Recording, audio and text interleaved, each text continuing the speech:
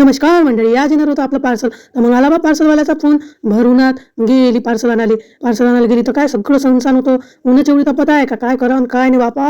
म्हणजे आमच्या घरापासून विहिरीचं पाणी आटून आलं. अरे मग हे दादा, आता मी याच्यापासून पार्सल घेतो मस्तपैकी. निघाली मी पहिले घरी जाऊन पहिले उघडून पाहतो पार्सल आलं का. आपल्याला लयच आनंद होते बा.